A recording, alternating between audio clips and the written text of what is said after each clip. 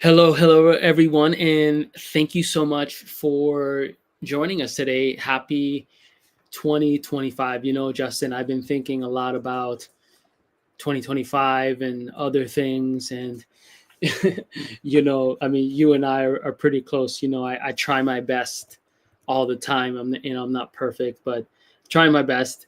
And when we think about trying our best, I really think about how do we take sales assets to the next level in this year in 2025 as a go-to-market professional, as a product marketer, as a CRO, as someone who's thinking about how to optimize and improve the customer experience and buyer's journey, right? So today we're going to dive into exactly that, how to take your sales assets to the next level in 2025. For folks out there, I'm George Soto, one of the co-founders here at Asset Mule, joined by my co-founder and CEO, Justin Dorfman. We've been at it for about almost 2 years now, and we're really so thankful to everyone in 2023 and 2024, our customers, partners, investors, etc., that have been able to help us throughout this journey.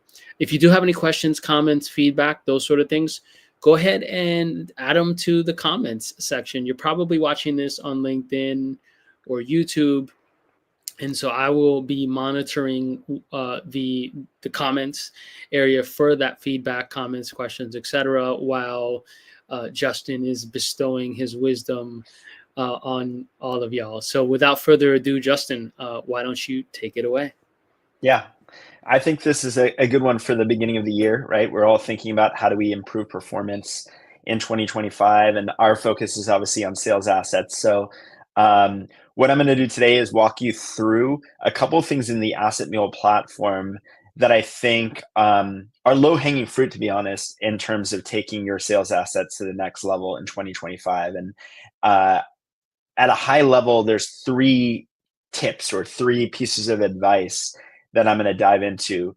The first is focused on making sales assets more engaging and higher converting. Um, the second is making these assets more measurable, right? So you can actually see who's engaging with them and how they're engaging with them to determine where to spend your time and your focus using these buying signals, but also to determine how you can continue to improve your sales assets and optimize them for engagement and conversion. And then the final thing that I'll walk through is how do you then create a library of sales assets that you can actually align with every stage of the buyer's journey so that if you're a product marketer, you can enable your sales team to provide buyers the right information at the right time um, uh, to really accelerate sales cycles, right? And remove friction from the sales process. And ultimately, increase your win rates, right? So those are the three things that we're going to focus on today. And it's going to be kind of a walkthrough of the platform as well. By showing you these three things, you'll also leave with a good sense of what Asset Mule is all about, how it can be used for your sales asset needs. And then, as we'll talk a little bit more about at the end, if this is interesting to you and you want to dive in and give Asset Mule a try, we have a free forever tier where you can actually get started, no credit card needed, just get in there and start experiencing the value. So we can talk more about that as well. But without further ado, let's share my screen and dive right in. All right. So um, before I go into those three tips for taking your sales assets to the next level, just a very high level, what is Asset Mule? Who is it for? How is it used? So Asset Mule was created to solve some problems that I experienced myself as a early stage salesperson that didn't have any marketing support, and then as a product marketer supporting a growing sales team. And the idea here is to help you create sales assets, high impact sales assets, without needing any designers or development support. And these sales assets are a little bit different from the PDFs that you might be used to, in that they're web-based interactive sales assets. And that allows us to drive more engagement with buyers by personalizing these assets, including these interactive elements in the product, like videos, interactive demos, driving more conversion with things like calendar scheduling right in the assets. So that's really the idea here, and without any designers and developers, as I mentioned. Um, so you'll see that every Asset Mule account comes with a library of templates that you can start using to build your own sales asset library. Anything from one pagers and case studies and competitive pages, proposals, even through post sale getting started guides and so on. And you can also create your own custom templates. So this system is based on a library of components that you can, things like this video component or a paragraph component or a stats component or interactive demo component that you can drag and drop onto a blank canvas and sort of assemble your own sales assets. But a really great place to start is one of our templates that, again, you can use, make your own by adding your content, your brand colors, your fonts too. Now, for today, starting with the first tip, right? Making your sales assets more engaging and higher converting.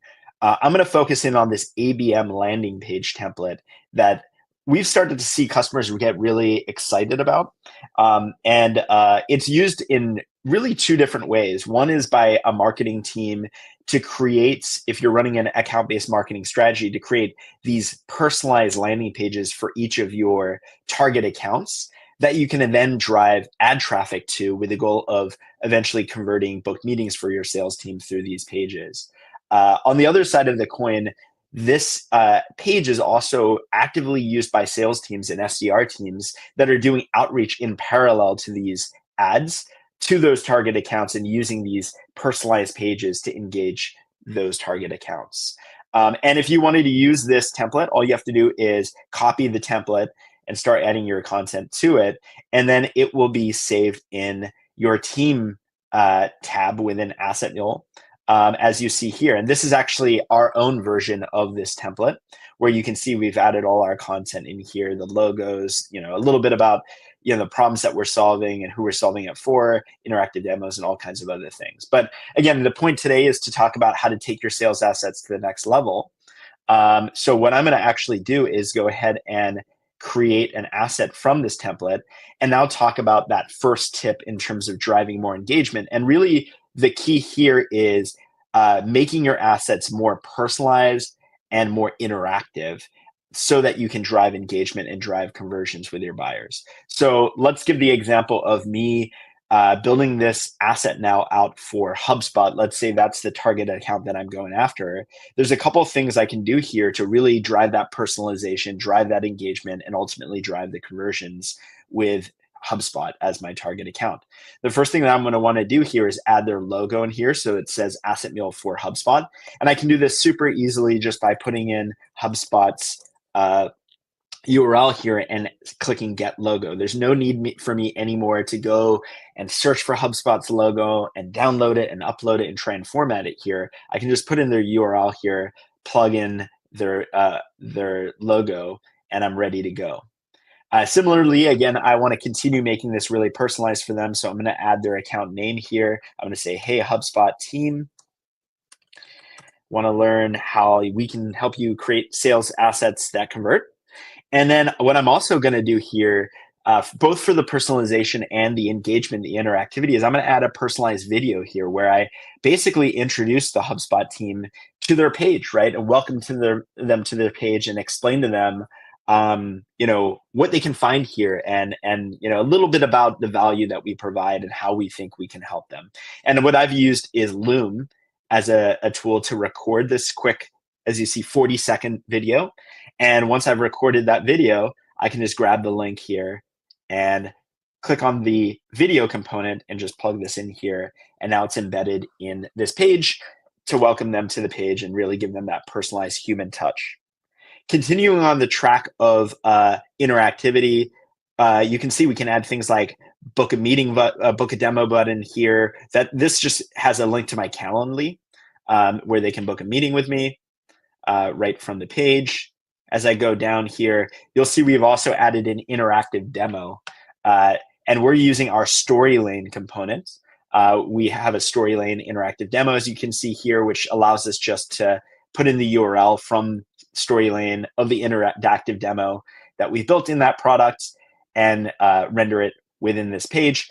If you're interested in Storyline and you don't have an account yet, you can start for free and build your first demo for free. So that's really interesting. But also, if you're using other tools like Novatic or How Do You Go or DemoStack or Walnuts, instead of using our Storyline component, you can use, I'll just show you real quick here, our embed code component, where you can just embed the code from those tools and embed those demos in here as well. But in this case, I'm using the Storyline one. And again, this allows my prospect to actually take a tour of our product right from this asset, really driving engagement there. And then finally, to close it out, I've included my calendar here. And again, here we're just using our embed code components. I use Calendly, so I've exported the embed code from Calendly and just plugged it in to the embed code component. And now my prospect can actually book a meeting with me right from the page. So again, that's just a couple ways that you can take your sales assets to the next level by making them more personalized, making them more engaging and higher converting. And then when you're ready here, you can go ahead and share this with your prospect. And again, in a very engaging way by grabbing this share link and share the option that I chose here was to share an animated screenshot. What that allows you to do is when you're sending this to them by email, you can just plug that in here. Actually, I'm going to go ahead and change the name here real quick. Let's do that again. So I'm going to call this Asset Mule for HubSpot. Let me go ahead and save the asset. And again, actually, I can preview it before sending it over, just making sure everything looks good. And then when I'm ready, again, I can grab that share link and animated screenshot option. And then in my email to my prospect from that account when I'm doing the outreach, I can just plug that in here, and you'll see it takes a little second to generate this animated screenshot, but you'll see it's this nice scroll through, which really gives the prospect on the other end a visual of the asset. They can see it's personalized for them. They can see the logo. They can see the video, really drawing them in. And again, that's for that sales outreach use case. If you're going to be using this page for driving ad traffic to the page, you can use just grabbing the link and put that into the ad tool or the ad that you're creating in the ad tool. But yeah, that's kind of the first tip here on making it more interactive. And you'll see when the prospect will click through this is what they're going to see. They're going to see the live page personalized for them. They can watch that video. They can click through the interactive demo. And then eventually they can book a meeting, right, by clicking on the calendar or clicking on the book a meeting button. And this leads us to the next tip for taking your sales assets to the next level, which is making your sales assets more trackable, right? And more being able to measure the impact of these sales assets. So everything that the prospect just did on that page, all the clicks, all the activity is tracked by Asset Mule. And you'll see in real time in my email inbox, as the salesperson that owns that asset, I get a email notification letting me know, almost like a signal, right? Letting me know, hey, somebody just viewed your Asset Mule for HubSpot asset.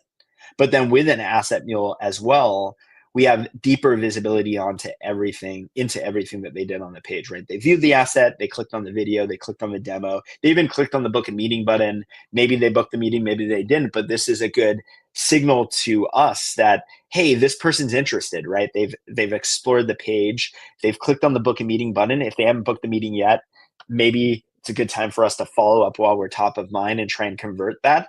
But also from the marketer's point of view, the product marketer who's building these templates for the sales team to use, seeing that the video drives action, seeing that the demo drives engagement, right, is really good feedback on what's resonating with buyers and helps for optimizing more assets that you're creating in the future. So that's kind of advice number 2, right, is we've made the asset more interactive, more personalized, more engaging, higher converting. As a result of that, now we're able to actually measure and track everything that's on the page, really taking sales assets beyond these static, generic PDF, untrackable PDFs to something that's more engaging and more trackable and measurable. So the final thing that we are going to talk about today in terms of taking your sales assets to the next level, now that we've shown the example with one template and one asset, is really building out your template library, right?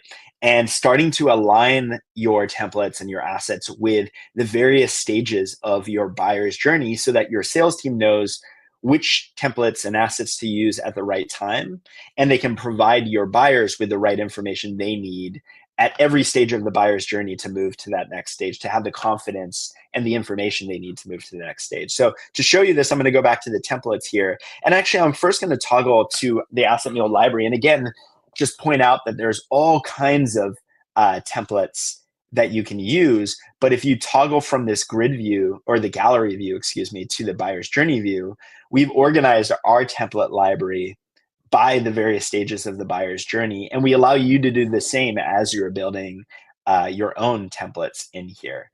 So you'll see if I now toggle either to my team or my personal view instead of the Asset Mule library, right? These are the templates that I have in my own personal view. I've organized them by the buyer's journey as well. We've got that ABM landing page template in the awareness stage, right? We're trying to build awareness there, some outbound templates as well, some one-pagers. Then as we get into the consideration stage, things like case studies, right? To add some social proof, and competitive pages to demonstrate how we're different from maybe some other solutions that they're considering. As we get into the decision-making stage, we got the proposal, right? That sort of cornerstone asset that puts all the information in one place that they can then share with the rest of their team, to really give them the confidence that we're the right solution for them. We've got the right plan of implementation, all that stuff, and the pricing information they need to make that decision.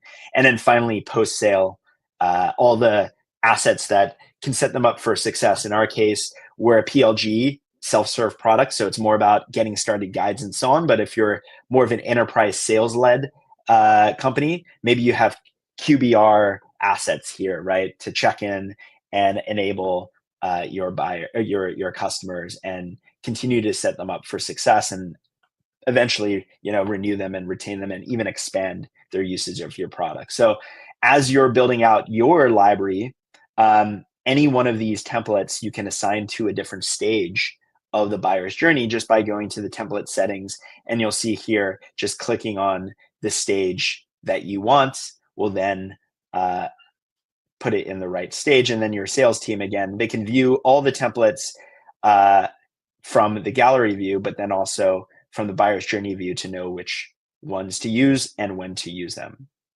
So that's really the walkthrough today, and the 3 tips for taking your sales assets to the next level in 2025. And just to recap them again, we started by talking about making your sales assets more engaging and higher converting by making them more personalized, adding interactive elements like videos and interactive demos into the assets, and also making it easier for your buyers to convert in terms of CTA buttons and calendars as well. And then next, we talked about making these more measurable. And as you're sharing these out to your prospects, being able to track when they viewed them and what they engaged with on the page, again, to get buying signals that there's interest and it's worth continuing to pursue them, also how to pursue them and how to follow up, but also determining what's engaging your buyers on these assets so that you can optimize and improve all your assets by replicating what's showing success. And then finally, we took a higher level point of view and talked about how you can then build out your entire template library and asset library and start to organize them by the different stages of the buyer's journey so that you have all the assets you need. Your sales team has all the assets they need. They know when to use them, and the buyers are getting the right information they need to proceed to ultimately a purchase at the end of the day, which we're all, is the main goal of these sales assets. The name of the right? game. Moving. Yeah, exactly. Yeah, totally. So that is the walkthrough today. Pausing here for any questions. Awesome, folks. Well, just as a reminder, if you have any questions, comments, feedback, this is the time. Go ahead and place those comments, questions, feedback in the comments area here on LinkedIn or on YouTube, and we will gladly get to those. Justin, as you probably have been observing as well, there's just so much talk about so many things, and it just feels that we are in this unique opportunity, unique place to have to rethink the way that we do sales and go to market in general. I mean, AI, right? Like, we knew AI was going to be disruptive. We um, didn't quite know which tools and how, but that's a major thing that keeps coming up that folks are thinking about. And so, we are a part of that. Part of that solution. We have some AI stuff, as y'all know, and so we're going to continue to think through what's the most effective way of doing that. But another thing is just kind of the macro environment. Even before this explosion of AI, let's call it the last 2 years or so, incredible innovation in sales and go-to-market tech has changed the game, right? Because of automation and things like that. So what I'm getting to is that I don't know what the answer is necessarily, but I do think that personalization, hand holding, those sort of things really matter, right? Customer experience matters. Customer success matters. Human intervention matters at the right time. And that might be, hey, AI might give it a good shot early on. For example, we have Intercom here, right? And we do have some AI stuff set up for that. But as soon as the user asks for a human, we get in there if the AI is not sufficient. So we really have to think about that. How do we add more of a human personalized white glove experience at scale? Right, Justin? That's the thing. It's like, for the folks out there, the enterprise white glove experience was an expectation for like the enterprise deal. Like if you spent, I don't know, let's say 100K on something or whatever, right? You expected that. And it feels like the expectation for great customer experiences is now across the board. And I've seen this by analysts that are at, large consulting or analyst firms talking about this, seen like influencers talking about this on LinkedIn, et cetera. And I think it's true. So, being able to create these personalized, relevant experiences in a way that scales, obviously. And the thing is, scalability too. I know, I get it. Listen, I've been saying that for 20 something years, right? It's our tech jargon. Fair enough. I get it. But I think we have to really prioritize effectiveness, right? And again, that human personalized touch. So I'll get off my soapbox here, but it just, I don't know how to get around that, like not believing that is key to succeeding in today's world. Yeah, I think there are a couple of trends that are interesting, and you mentioned two of them. There's obviously AI, which is top of mind for everybody, but to me, AI is a tool for achieving something. It's not the solution in itself. And in the case of sales, the part that I'm most excited about is what you talk a lot about, which is being able to scale personalization, right? Do it at a larger scale.